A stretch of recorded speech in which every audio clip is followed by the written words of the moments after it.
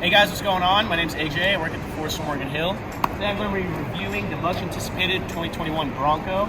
This example here is in a rapid red, and we got the soft top to go along with it. I'm just going to be going over some basic features, going over a test drive, and then I'm going to share my final thoughts and opinions about it and how it compares to the Jeep Wrangler. I have daily driven a Jeep Wrangler the past 2 years, so I have a pretty good sense of comparability for these two. So first thing you may notice right here is the mirrors are actually going to be on the cowl hood area, not on the door. That serves a purpose for when you're taking off the doors, hot day, or you're going off-roading. You don't need to add a mirror on like you need to in the Jeep. Basically, just go ahead and take off the doors and you're still able to see it right behind you. The other thing you may notice here is going to be the fender markers along the hood. That kind of just gives you an idea of where the car is, where the fender starts. It is a really wide vehicle, so kind of just gives you a point of reference for where the car really is. It also serves a dual purpose. See here it says max load, 150 pounds on the side. So what a lot of off-roaders will do is have their high lift jack over the hood. Basically all that's for is you just go ahead and take it off, jack up the car while you're off-road, change out your wheel, you'll be good to go. So moving on to the inside. First thing you may notice, I have a lot of room. Let me go ahead and get in here. You also got the safety handles here if you ever need them, going off-road. I don't know why you would need one on the driver's side. I completely understand for the passenger side. Maybe they just wanted to kind of make it look like leveled out. You also have another handle right here. Here you see the Bronco plaque. So this is actually going to be the front grille here, kind of that design. And then the engine start-stop button is going to be one of the headlights. So that's pretty cool. Nice little touch in there, a little Easter egg. So we're going to go ahead and start it up here. You got this nice big display here. And a couple cool features here have the front-facing camera. So go ahead and press that. And now you have the 360-degree camera on the right. Front real-time camera on the left. And you can see the refresh rate on that is actually pretty insane. It's pretty remarkable. So we'll go ahead and put reverse. You have this nice crystal clear backup camera along with the 360-degree camera. And then these on here, this is a wild track. So we're going to be getting the front locking differential button, rear locking differential, and then the sway bar disconnect. Traction control off, our hazards, and then these look mighty familiar. You got your Ford classic upfitter switchers. Put all your light bars, lights, air compressors, all that can be wired straight to there. Then you have your dome light options. Next thing you're gonna have here is gonna be your GOAT modes. Goes over any terrain. That's what Ford came up with. So right now we're gonna be in normal.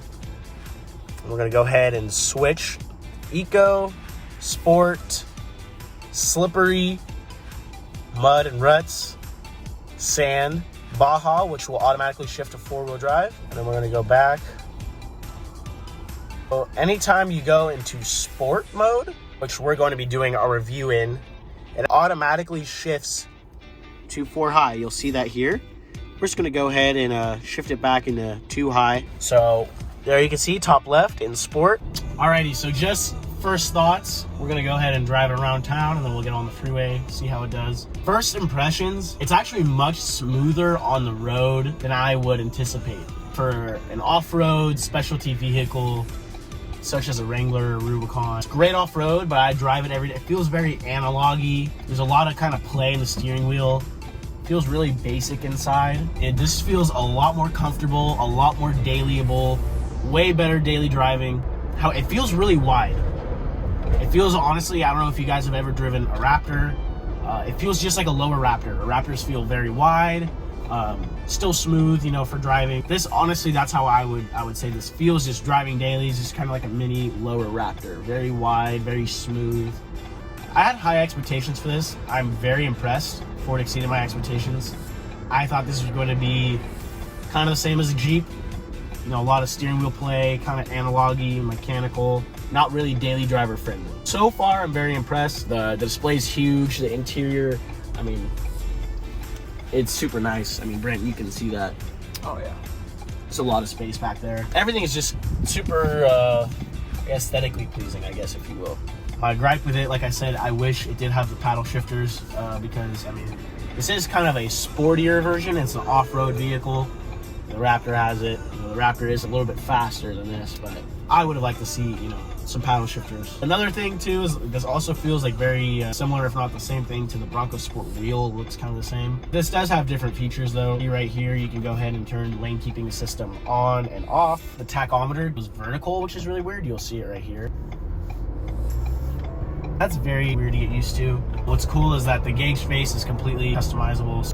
Tire pressure, your power distribution. So you can see right now we're in 2 high. If we go ahead and swap that to 4 auto, see that now all 4 wheels will have power. What you can go ahead and see too here is your bunch of different options. So you got your power distribution, you got your tire pressures. That's great for off-roading, you know, when you're airing down and airing up.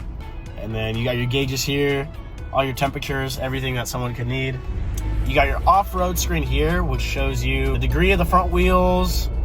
Shows you also the power distribution. So right now we're in 2-wheel drive, and then it also shows you the degrees of the Bronco. Go ahead and swap that just by pressing here on the steering wheel. Back to so you can see the pitch and roll. I don't like how the tachometer goes bottom to up, vertical. I did think that was very interesting. As soon as you swap into sport, transfer case automatically shifts into 4-wheel drive. Sounds like it's for better traction, but I do know a lot of people will be driving this in sport constantly, and I can just see how that would be a lot more wear on the front axle and transmission. Very smooth. In sport, you can tell the shifts are a bit firmer than in an Eco. I mean, it is noticeable. I would say it's a lot more smooth in Eco, but your throttle response vastly different. The difference is huge from Eco to Sport. Alrighty, we're gonna be getting on the freeway here. See how it does with the soft top. I'm gonna be very critical of it. So we'll see how this does on the freeway, see how smooth it is. I'm gonna be Sport in 4-wheel drive auto, just to see kind of how it hooks up getting on the freeway. We'll give it some power here.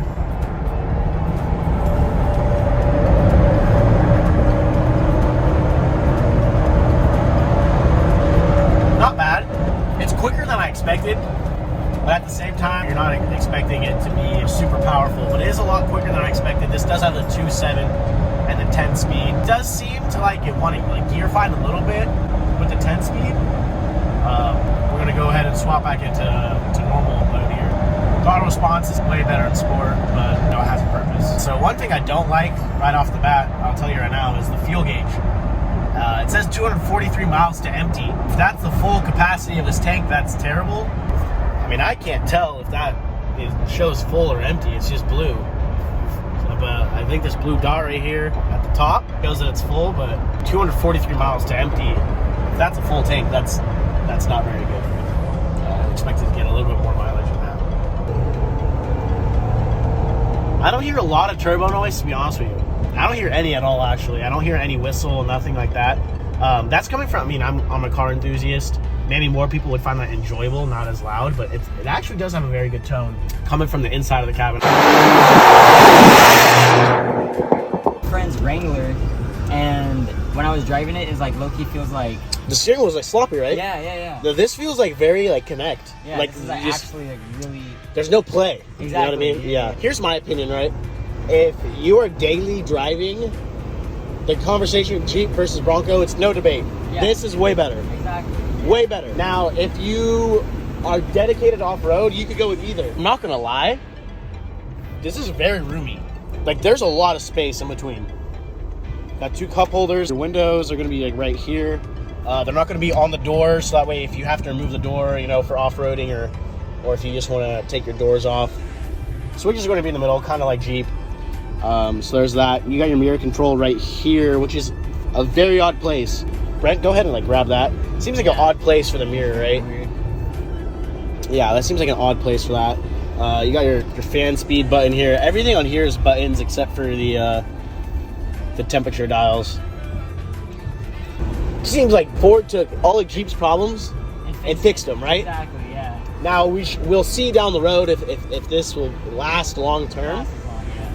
But it seems like Ford took all of Jeep's problems and just fixed it or improved on it. Yeah, made it better. I mean, because everyone hated the interior of the Jeep and everyone hated how they drove. You should have got the you flipping the UE to show the turn. Oh, yeah. So this has a phenomenal turning radius. I don't know if Brent, whenever you pull over here, if you want to go ahead and do a a U-turn.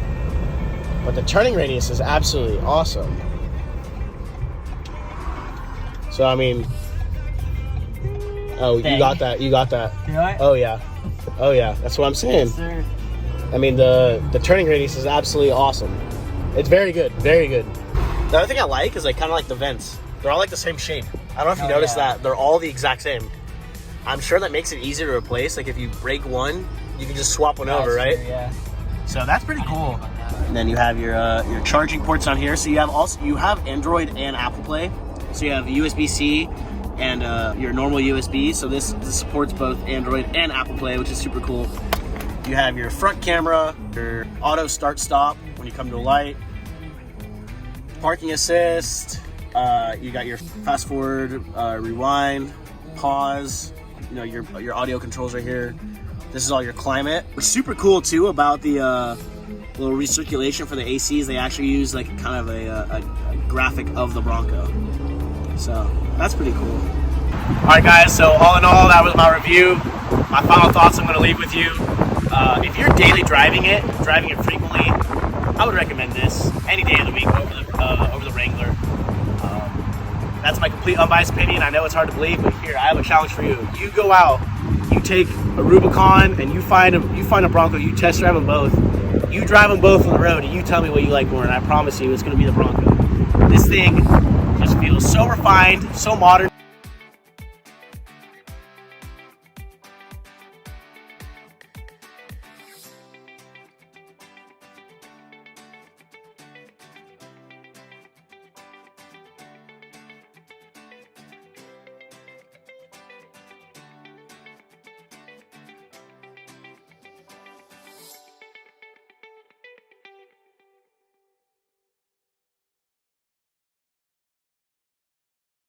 Not too long, but they've done a lot of tests. They're right up there, head and head.